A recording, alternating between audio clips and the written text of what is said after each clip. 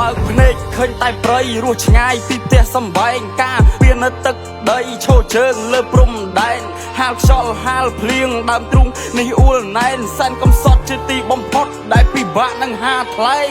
តើអ្នកលំបាកយ៉ាងណាដើម្បីជាតិលះបង់មិនសោកស្ដាយតើអ្នកកំសត់យ៉ាងណាគ្រួសារក៏អ្នកត្រូវឃ្លាតឆ្ងាយតើអ្នកលំបាកយ៉ាងណាដើម្បីជាតិលះបង់មិនសោកស្ដាយតើអ្នកកំសត់យ៉ាងណាគ្រួសារក៏អ្នកត្រូវឃ្លាតឆ្ងា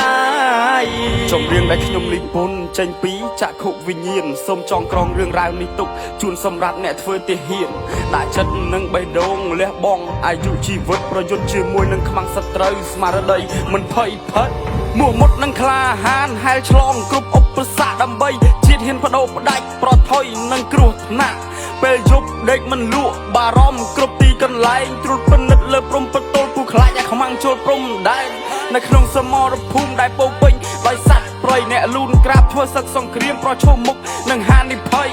សាច់ហើយនឹងឈាមលះបង់ជូនខេមរាតស៊ូព្រោះមាតុភូមិមិនស្ដាយជីវិតទោះមរណាតើអ្នកលំបាកយ៉ាងណាដើម្បីជាតិលះបង់មិនសោកស្ដាយតើអ្នកកំសត់យ៉ាងណាគ្រួសារក៏អ្នកត្រូវឃ្លាតឆ្ងាយ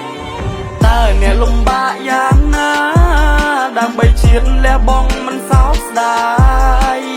តើអ្នកកំសត់យ៉ាងណាគ្រួសារក៏អ្នកត្រូវឃ្លាតឆ្ងា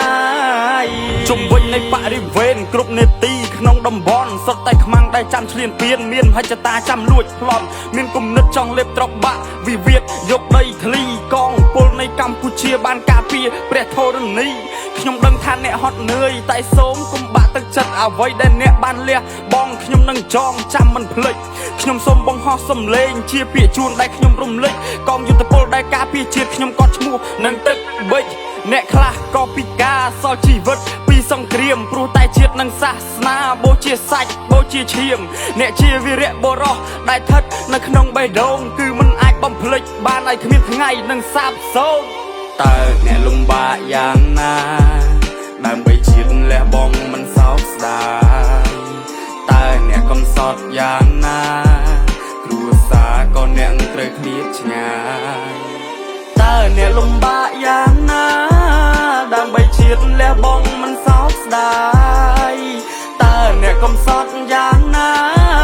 គ្រួសារក៏អ្នកត្រូវឃ្លាតឆ្ងាយ